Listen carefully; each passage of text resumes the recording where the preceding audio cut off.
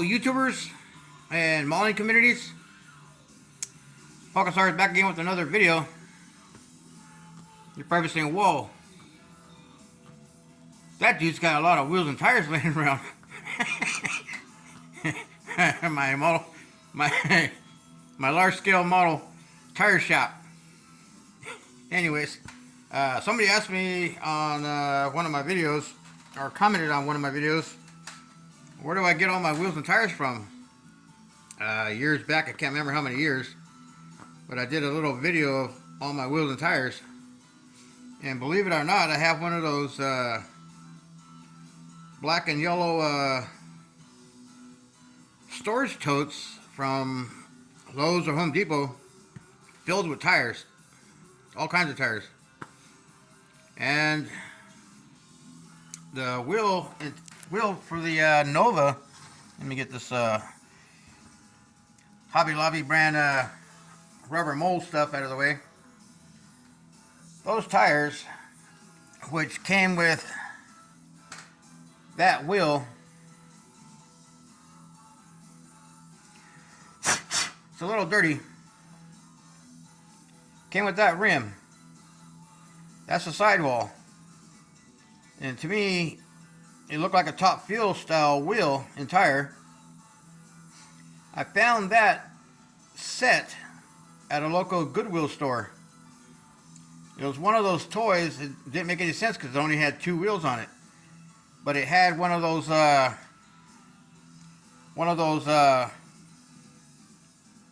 pull strap, like a zip tie. You pull it and the wheels would spin and the whole thing would just take off,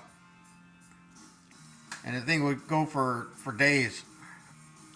And so I was just at a local Goodwill store looking for a cheap radio one day for work, just something to, because everybody had their own radio, and one side of the shop was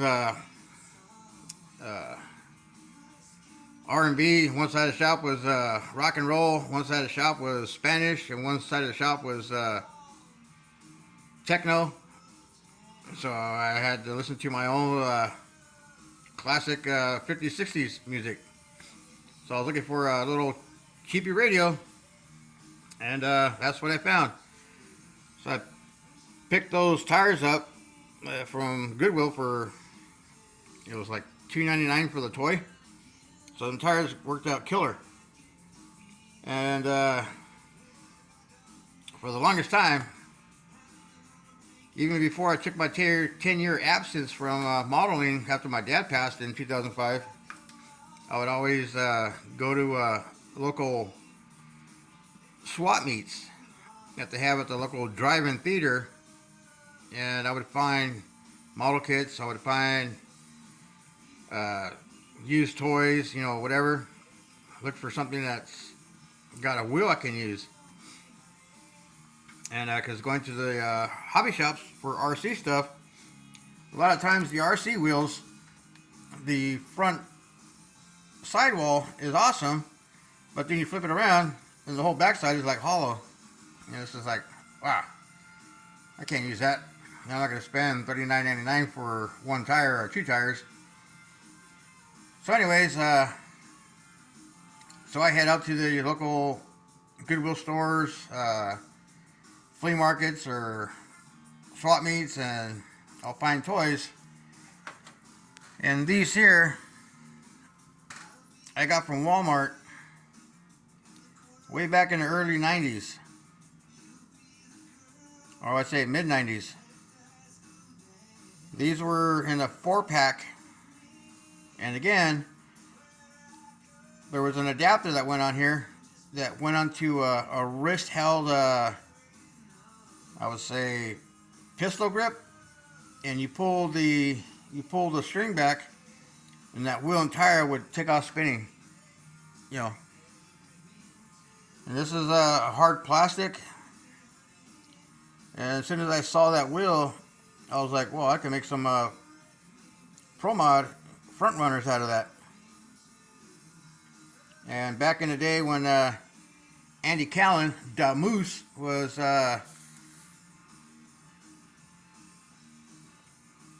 hosting a club meeting at his house way back in the day, I took these out there, and he asked me where I got them, and I told him, and he goes, you know what, those would be awesome for a funny car, or whatever, front runner. I'm like, yep.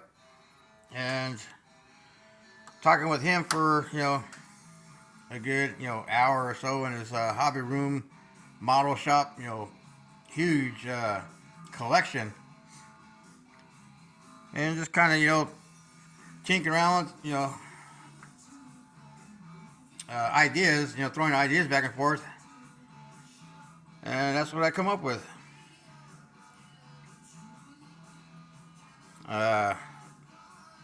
He had before I started using the soda bottle or soda can tops, he had a part of a wheel lip where it locks on the bead. It had a little, I don't know if you can see it at the very top, little distortion on it. He goes, you can have it if you can make that work and make a wheel out of it, and we'll produce them. So many years gone by, and really never got to get into it, and so on. So that's what I do, guys. I search high and low, and I was going to do a video of a 1/10 scale Don Garlits dragster I did back in 1992, 93. I never had any front tires for it. I was going to use the model kit wire wheel, but they were just too wide and they didn't look the part. So many years later, I found a toy dirt bike, and the wire wheel and the size was like perfect for the 1/10 scale frontage and dragster. Because I had bought back in the 80s, I had bought the I think it was Parma or something like that, the 1/10 scale drag Hemi. So I bought a few of those drag Hemi model kits. It was just a Hemi, no transmission, nothing else, just a block heads, supercharger, and oil pan and headers. So I built the dragster, and I had showed a couple Polaroid pictures to Don Garlits out here at Firebird Raceway when they're doing some kind of match race.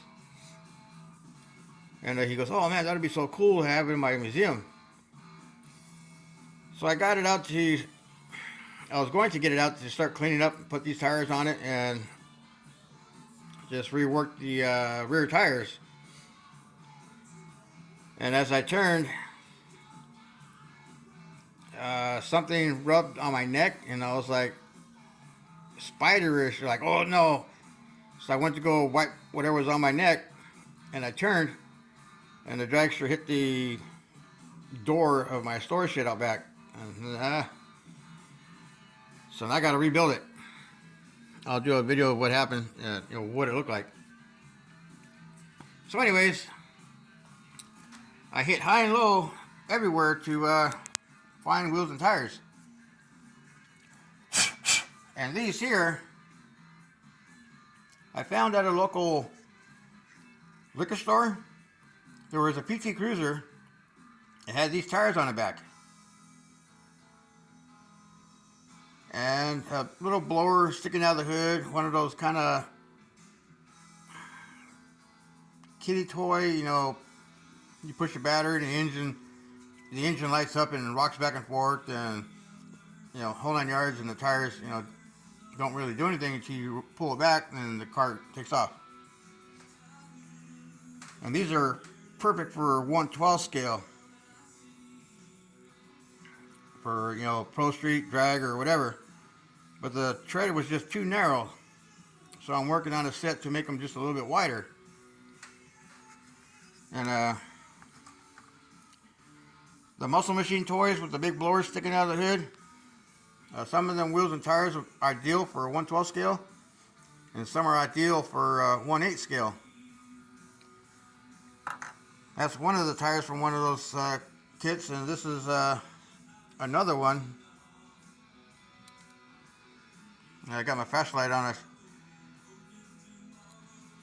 should turn it off.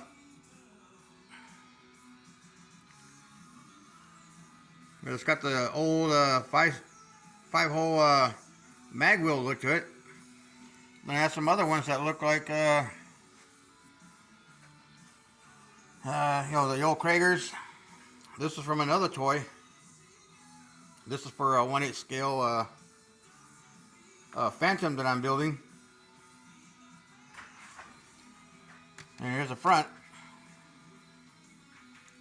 Same wheel, different tire.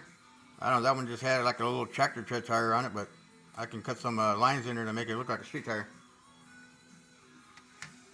So that's what I do. I hunt thrift stores, swap meets, and sometimes a hobby shop for a 1/6 scale wire wheel. This is through Top Flight RC. It's a all steel wheel. It's a little dirty. I got 2 of those. And of course I molded and casted the wheel and RTV and casting resin.